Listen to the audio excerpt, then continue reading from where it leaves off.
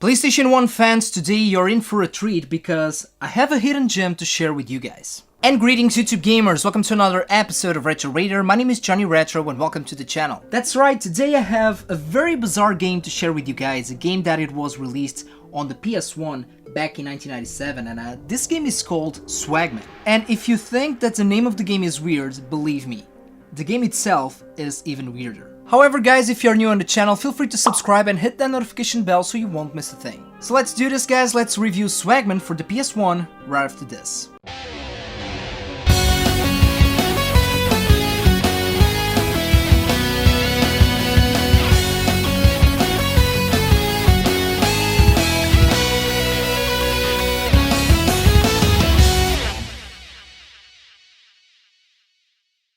So let's start by hearing some back information about this game. Swagman was released in 1997 for the PS1 and the Sega Saturn. It was developed by Core Design and published by Eidos Interactive. And yeah, I'm talking about the same studios responsible for the original Tomb Raider, but Swagman is a very different game. Now, on its core, this is pretty much an action-adventure puzzle game with some weird mechanics and a very bizarre storyline. Swagman, the evil dude in the game, has a plan to take over the world by capturing the Dreamflight fairies. Without them, people are unable to awake from their dreams. So the ultimate goal of Swagman is to trap everyone in the world in their own nightmares. And that's where our two heroes step in.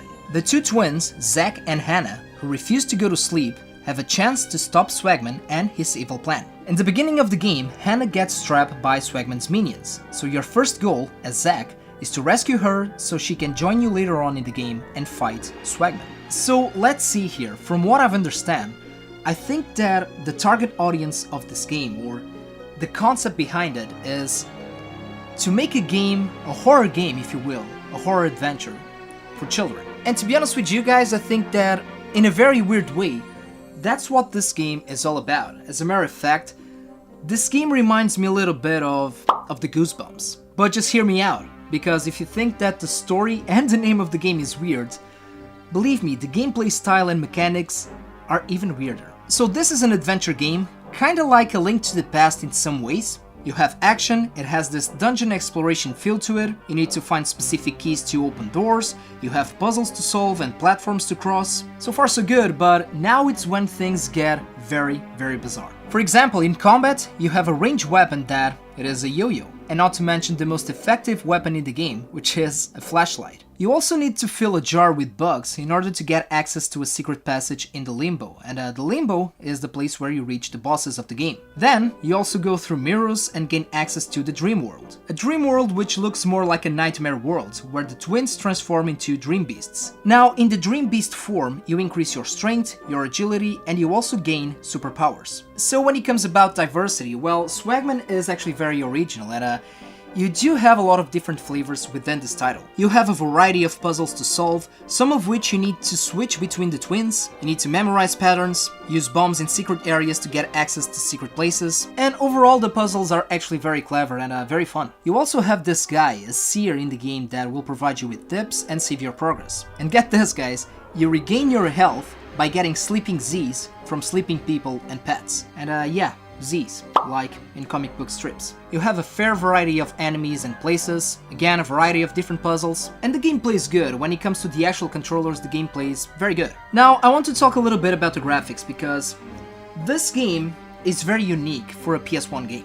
Although we are talking about a game on the PS1 during the 32-bit era, this game feels like a Mega Drive or even a Super Nintendo game. It has very beautiful and detailed pixel art, although you do have a lot of pre-rendered stuff and 3D animations. And I think that Swagman really accomplishes that combination, the combination between 2D pixel art and 3D. The cutscenes were amazing for its time, you have a variety of different colors that provide a very unique ambience to the game. Now music and soundtrack, I think that it blends really well with the game. It is not a memorable soundtrack, but it suits the game, it has this dark tone to it. And yeah, it fits the theme. But with all of that aside, this game does have some major flaws. For example, although the gameplay and controllers are good, the game feels very dark in some areas. I mean, the colors are good, but the lighting doesn't work in some places, which sometimes leads to very frustrating cheap deaths. And the biggest flaw of the game, in my opinion, is its difficulty. I'm going to cut right into the chase. This game is hard, but when I say that the game is hard, believe me guys, it is very hard. Now, I'm not very far from 100 games on my PS1 library, and aside from these, I've played hundreds more.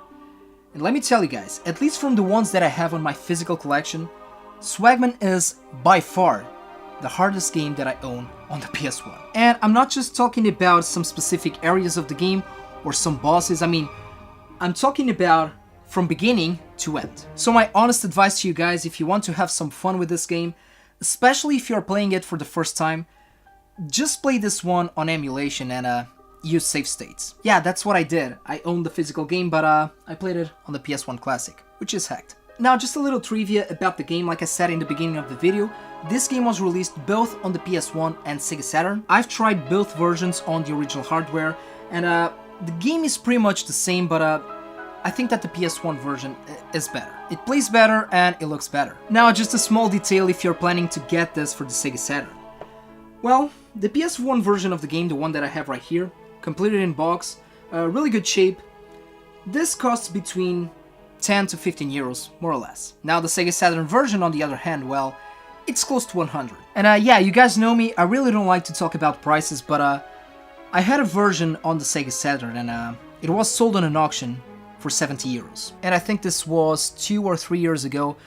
It was before I started the channel. So I mean, if you're a Sega Saturn collector, go for it, but if you just want to have a physical copy of the game and played it on the original hardware, I mean, just go with the PS1 version. It's cheaper and it looks better. Now, to sum it up, guys, and the final conclusion, is this game for everybody? Well, I don't think it is, but I truly think that this is a hidden gem on the original PlayStation. And back in the day, 1997, the PS1 was king, but I think that this game skipped under the radar for a lot of people, including myself. I grew up with the PS1, you guys know it is my favorite video game system of all time, and I don't remember seeing this game back in the day. Well, probably the reason for it was because, it is a hard game, aiming for children, and yeah, I don't see a kid back in the day playing this game or beating this game. I don't remember seeing a demo of it, I don't remember seeing reviews on magazines, and as a matter of fact, guys, you don't have information on Wikipedia about this game. But overall, if you like this dark humor theme in video games, this might be the game for you. It kind of reminds me of Medieval in some ways.